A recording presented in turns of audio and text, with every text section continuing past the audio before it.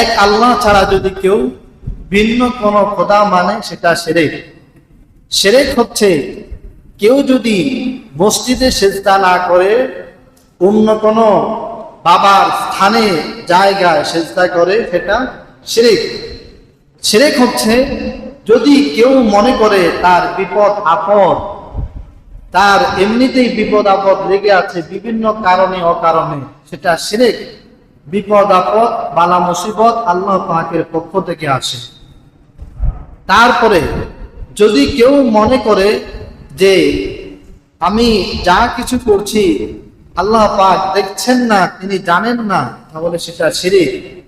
এক কথায় আল্লাহ পাকের ব্যাপারে কাউকে অংশীদার স্থাপন করলে, আল্লাহ পাকের কোনো কাজে কাউকে অংশীদার স্থাপন করলে সেটা শিরক হয়ে যায়।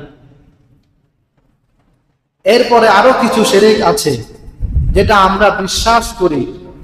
যেমন আমরা আমাদের হাতের নখে যদি সাদা আবরণ ওঠে, সাদা দাগ ওঠে, আমরা মনে করি যে বিপদ আসতে পারে। আমাদের পা কিংবা হাতে যদি চুলকায়, আমরা মনে করি বিপদ আসতে পারে। তারপরে দোকানদারেরা রাত্রিবেলায় সুই সুতা বিক্রি করেন না, তারা মনে করে রাত্রিবেলায় সুই সুতা বিক্রি করলে কি হবে, ব্যবসা আর ভালো হবে না। সকালবেলা দোকানদারেরা বাকিতে বিক্রি করে না, তারা মনে করে বাকিতে বিক্রি করলে সারাদিন ব্যবসা আর ভালো যাবে না। এরপরে আপনি সকালবেলা বের হলেন, একটা পেঁচা দেখলেন, আপনি মনে করলেন আজকে দিনটা আর ভালো যাবে না।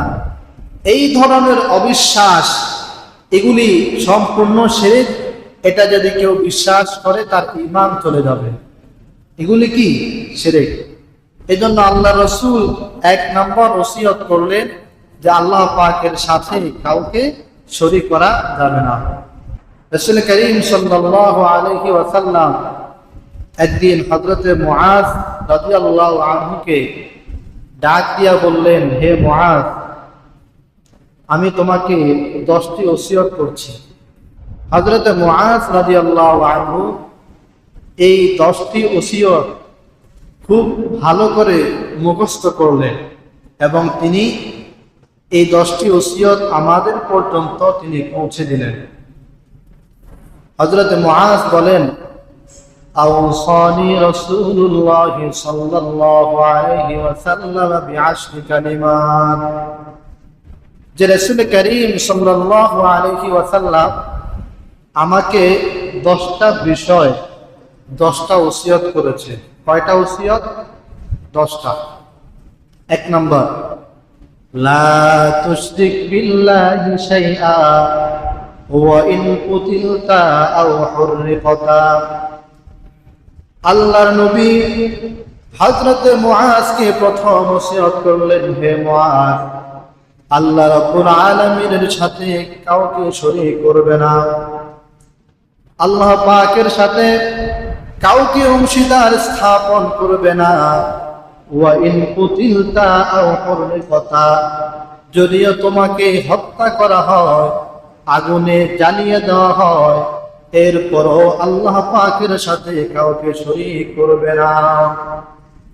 1 নম্বর ওসিয়ত, যে আল্লাহ পাকের সাথে কাউকে শরীক করা যাবে না। যদি কোনো ব্যক্তি আল্লাহ রাব্বুল আলামিনের সাথে কাউকে অংশীদার স্থাপন করে, কাউকে শরীক করে, ইন্নাহু মান ইউশরিক বিল্লাহি ফাকাদ হারামাল্লাহু আলাইহিল জান্নাতা ওয়া মাআওয়াহুন নার। যদি কোনো ব্যক্তি আল্লাহ পাকের সাথে কাউকে শরীক করে, আল্লাহ রাব্বুল আলামিন বলেন তার ঠিকানা সোজা জাহান্নাম হয়ে যাবে, জান্নাত চিরতরে তার জন্য হারাম করে দেওয়া হবে। কিয়ামতের ময়দানে আল্লাহ রাব্বুল আলামিন চাইলে বান্দার যে কোনো গুনাহ মাফ করে দিতে পারেন। বান্দা নামাজ পড়ে নাই, আল্লাহ পাক চাইলে মাফ করে দিতে পারেন। বান্দা রোজা রাখে নাই, আল্লাহ রাব্বুল আলামিন চাইলে মাফ করে দিতে পারেন। বান্দা হজ করে নাই, আল্লাহ পাক চাইলে মাফ করে দিতে পারেন। কিন্তু বান্দা যদি আল্লাহ পাকের সাথে কাউকে শরীক করে, ইন্নাল্লাহা লা ইয়াগফিরু আন ইউশরাকা বিহি ওয়া ইয়াগফিরু মা দুনা যালিকা লিমান ইয়াশা। আল্লাহ রাব্বুল আলামিন বলেন, কিয়ামতের ময়দানে আমি আল্লাহ সব গুনাহ মাফ করে দিতে পারি, কিন্তু যদি আমার সাথে কাউকে শরীক করা হয়, সেই গুনাহ আমি আল্লাহ পাক কখনো মাফ করব না। শরীক করা, শিরক করা, এটা আল্লাহ পাক মাফ করেন না। দেখেন, এই পৃথিবীর মালিককে, পৃথিবীর মালিককে আল্লাহ। আপনার জায়গা, যেটা আপনার জায়গা, আপনার বাড়ি, সেটা যদি অন্য কেউ দাবি করে যে এটা তার, আপনি কি এটা মেনে নেবেন? না, কারণ যে জায়গাটা আপনার, ঘরটা আপনার, অন্য কেউ দাবি করলে সেটা আপনি মেনে নেবেন না। ঠিক পৃথিবী আল্লাহ পাকের, আল্লাহ পাক সৃষ্টি করেছেন, এখানে যদি অন্য কাউকে আপনি শরীক করেন, এটা আল্লাহ পাক মেনে নেন না।